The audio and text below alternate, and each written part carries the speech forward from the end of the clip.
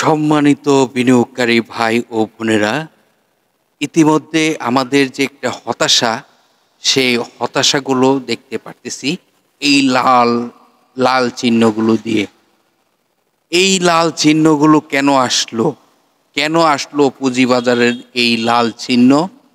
কেন কেন কি কারণে? কি এরকম হয়েছিল আমাদের আজকে এই লাল চিহ্নটি আমাদের আমাদের দেখতে হবে বিনিয়োগকারীদের? কেন? দেখুন, আমরা আসলে বুঝতে পারি না। আজকের ভিডিওর টপিকটি ইতিমধ্যে আপনারা ফলো করেছেন। ভারত পাকিস্তানের যুদ্ধ আমাদের পুঁজিবাজারে আজ কেন ধ্বংস ১৫০ পয়েন্ট? গত কার্য দিবসে ১৫০ পয়েন্ট নাই। বুঝতে পারতেছেন? ১৫০ পয়েন্ট নাই হওয়ার কারণে প্রতিটি সেক্টরের অবস্থা কি হয়েছে? কি হয়েছে? প্রতিটি সেক্টরের অবস্থা লাল আর লাল। এত সেল প্রেশার, এত ভয়। তাহলে আমরা কেন আসছিলাম এই পুঁজিবাজারে? কি কারণে আসছিলাম? ৩৮১টি কোম্পানি দর হারিয়েছে। আমাদের মার্কেটে কতটা কোম্পানি ছিল? সব কোম্পানি তো দর হারালো। ৯টি কোম্পানি নাম মাত্র পজিটিভে ছিল। ৩টি কোম্পানি যে প্রাইজে ওপেনিং হয়েছিল সেই প্রাইজে ক্লোজিং হয়েছে। মার্কেটের লেনদেন তো কম হয় নাই, ৫১৬ কোটি টাকা প্লাস হয়েছে। তারপর এরা কারা এই স্টকগুলো ক্রয় করেছে? কারা এই স্টকগুলো ক্রয় করেছে? আপনাদের কি মাথায় কিছু আছে? কি আছে কিছু? আসলে আমাদের দক্ষ কম, আমাদের জ্ঞান কম, আমরা বুঝি কম। আমরা একজনের কথা শুনে আরেকজনে অনেক কিছু করে ফেলি। কথাই আছে না, কানে সিলে কান নিয়ে গেছে অমুকের, সেই কান নিয়ে সবাই দৌড়ে।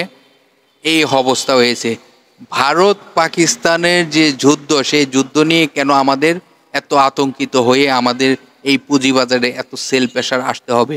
আমাদের পুঁজিবাজারে কি কোনো বোমা এসে পড়েছে? এটি আসলে আমরা সবসময় ভুল করে থাকি।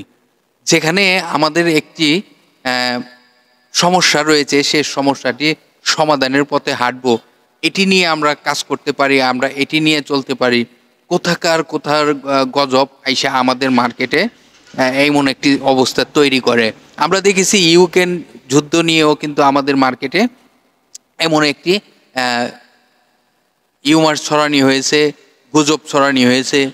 তো আসলে দিন শেষে কিন্তু আমরা নিজেরাই ক্ষতিগ্রস্ত হই। তো আমাদের এই যে ক্ষতিগ্রস্ত হওয়া থেকে বাঁচতে হলে এখান থেকে আমাদের ঘুরে যেতে হবে, আমাদের মন মানসিকতা চেঞ্জ করতে হবে। যেখানে ভারত পাকিস্তানের যুদ্ধ, ভারতের সূচক প্লাস রয়েছে, যেখানে ক্ষতিগ্রস্ত হওয়ার প্রয়োজন ছিল হয়তো ভারতের, সেখানে তাদের সূচক অনেক প্লাস।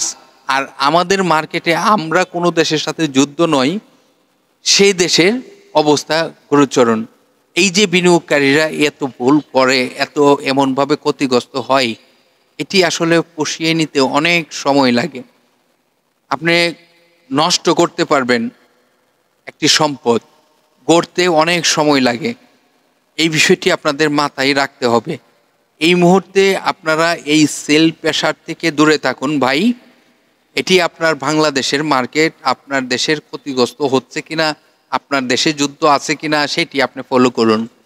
যুদ্ধ যদি এটি কন্টিনিউ হয় এবং এই যুদ্ধ যদি একটি অনেক সময় নিয়ে যদি হয়, তাহলে আমরা ধরে নিতে পারি যে আমাদের অর্থনীতিকে কিছু প্রেশার আসবে। এই চিন্তাটা কিন্তু আরো অনেক পরে, কিন্তু এখনই যে আমরা এভাবে ভেঙে পড়তেছি, এভাবে যে আমাদের পুঁজিবাজারটাকে ধ্বংস করে ফেলতেছি, এটি কিন্তু আপনি না, আপনার ফ্যামিলির সহকারে এখানে ধ্বংস হবে। তো এই যে অবস্থানে যাচ্ছেন, এখান থেকে বের হয়ে আসেন ভাই। অনুরোধ করে বলি, এর আগেও কিন্তু এইরকম হওয়ার সময় আপনাদেরকে অনুরোধ করেছিলাম। আসলে কিছুই এটি মাথায় থাকবে না, কারণ আমি জানি আপনারা যেখানে গিয়ে আশ্রয় নেবেন, যেখানে ব্রোকার হাউসে গিয়ে আশ্রয় নেবেন, ওইখান থেকেও ওই রকমই কথা, ভাই আমরাও সেল করে দিছি, আপনিও সেল করতে পারেন। আসলে এটি করা ঠিক নয়। তো ব্রোকার হাউসগুলো কিন্তু একটি সাবধানতা, তাদেরও কিন্তু একটি দায়িত্ব যে আপনারাও বুঝাবেন ক্লায়েন্টদেরকে। কারণ ক্লায়েন্ট কিন্তু মানসিক প্রেসারে পড়ে যায়, তখন আপনারাই কিন্তু এখানে মানসিক শান্তি দিতে পারেন যে ভাই না, এটি স্বাভাবিক হয়ে যাবে, আজকে এরকম দেখতেছেন কালকে এরকম থাকবে না। এটিও আপনাদের দায়িত্ব, আপনারা করতে হবে, না হয়তো এত সেল প্রেশার কিন্তু আসতো না। নিশ্চয়ই আপনাদেরও কিছু গাফিলতি রয়েছে, আপনারা এই দায়িত্বটি পালন করুন। অন্ততপক্ষে বোঝানোর চেষ্টা করুন একজন ক্লায়েন্টকে যে না, এরকম করা যাবে না, করলে আপনি ক্ষতিগ্রস্ত হবেন। প্রাথমিক অবস্থায় এই ট্রিটমেন্টটি দেন ভাই। এখন বিনিয়োগকারীরা অসুস্থ, বিনিয়োগকারীরা জ্ঞান হারা হয়ে গেছে, তাদেরকে পরামর্শ দেন। এই পরামর্শতে অবশ্যই তারা বুঝতে পারবে। আপনি যখন পরামর্শ দিবেন নিশ্চয়ই এটি বুঝতে হবে। নিয়ন্ত্রণ সংস্থাও কিন্তু এই মুহূর্তে, এবং আরও অনেক অথরিটি রয়েছে যারা এই অবস্থানটি তৈরি হওয়ার সঙ্গে সঙ্গে কিছু অনলাইনে, যেহেতু অনলাইনের যুগ, এই অনলাইনে কিছু অ্যাডভাইস দেওয়ার প্রয়োজন ছিল, বিনিয়োগকারীদেরকে সান্ত্বনা দেওয়ার প্রয়োজন ছিল। এটাও কিন্তু নিয়ন্ত্রণ সংস্থা বলেন, সকল অথরিটি কিন্তু এগিয়ে আসার দরকার ছিল, যেহেতু এমন একটি পরিস্থিতি হচ্ছে। সান্ত্বনা, দেখুন একটি বড় জায়গার থেকে যখন একটি বড় আশ্বাস পাই এবং অফিসিয়ালি যখন আশ্বাসটি পাই, তখন কিন্তু একটি শান্তি ফিরে পাই।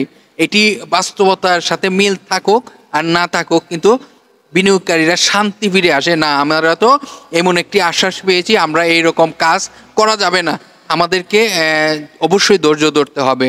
তো এটিও দরকার ছিল, এখানে অনেক কিছুই কিন্তু আমাদের পাওয়ার দরকার ছিল, সেটি আমরা পাই নাই। আর আমরা কত ভোগ করব বলেন? আমরা তো আসলে আপনাদেরকে বোঝানোর চেষ্টা করি, আমরা আপনাদেরকে সবসময় ভালো থাকার চেষ্টা করি, ভালো রাখার চেষ্টা করি। তারপরও বলবো, অনুরোধ করে এই সেল প্রেসার থেকে দূরে থাকুন, মার্কেট নিশ্চয়ই ভালো হবে। এবং এই ভারত পাকিস্তানের যুদ্ধের কারণে আমাদের মার্কেটের কোনো ক্ষতি হবে না। যদি লং টাইম এইরকম যুদ্ধ হয়ে লেগে থাকে, তখন আমাদের মার্কেটের ক্ষতি হবে এবং